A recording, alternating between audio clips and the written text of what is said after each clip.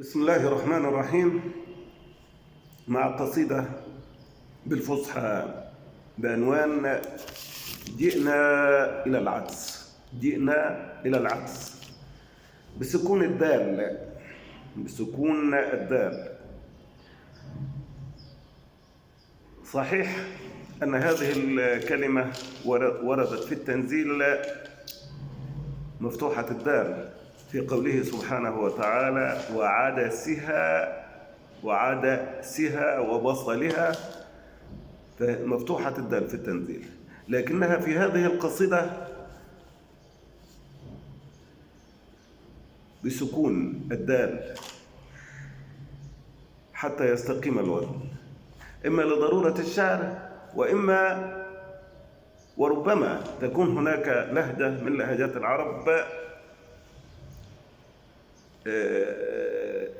بسكون الدال، لأننا في مصر ننطقها بسكون الدال، فربما تكون هناك لهجة من اللهجات في اللغة العربية تسكن فيها الدال.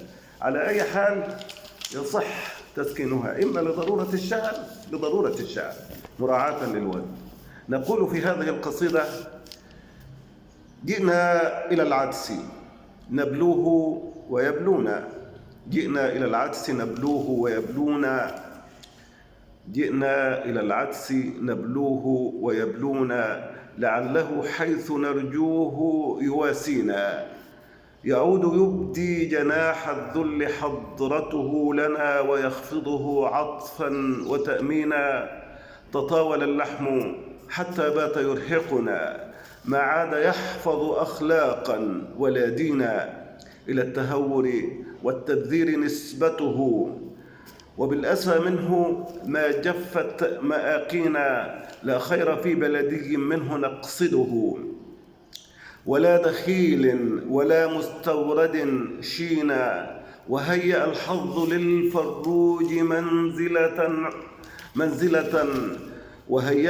للفروج منزلة تزيد في سدة العلياء تمكينا. رجوله صعدت فينا إلى درج عال، فيا عجبا مما يلاقينا. والبيض سار على منواله فغدا، في كل يوم له سعر يجافينا. وأفصح السمك البلطي عن نزق وخسة بكؤوس الغيظ تسقينا. كأنما عينه الحمراء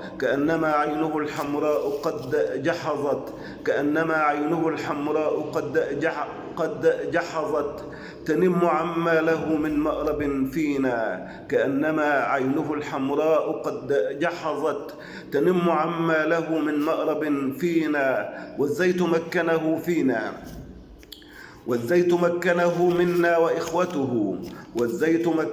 منا وإخوته على شريعته بالشوك تؤذينا.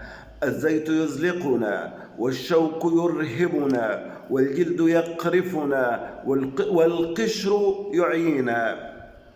وعقنا الرز لم يحفظ لصحبته عهدا، وكان به من قبل مقرونا. والفول ما الفول إلا حبة جمحت، لا نرتجي معه عطفا ولا لينا. كم ألب الفول مشتقاته فطغت وأسرفت وعدت بالنار تكوينا.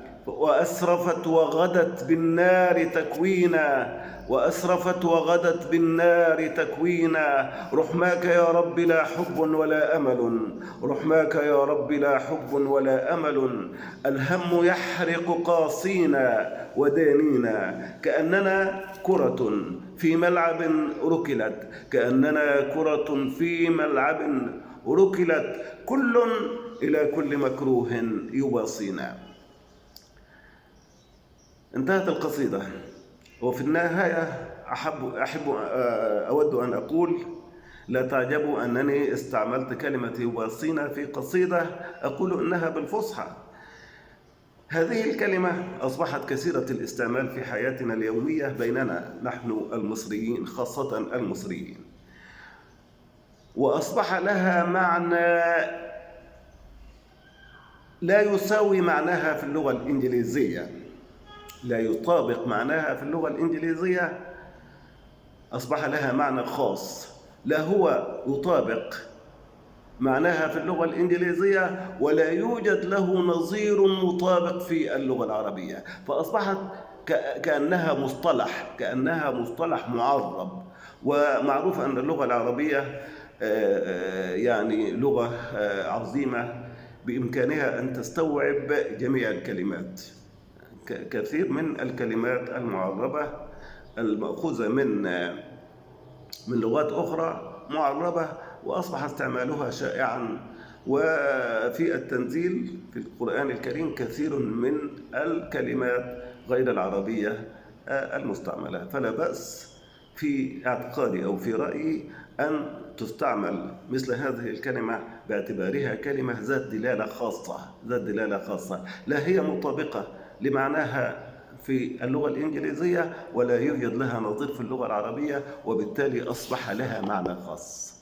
هذا وبالله التوفيق، والسلام عليكم ورحمة الله. ولا تنسوا المشاركة في القناة، والسلام عليكم ورحمة الله وبركاته.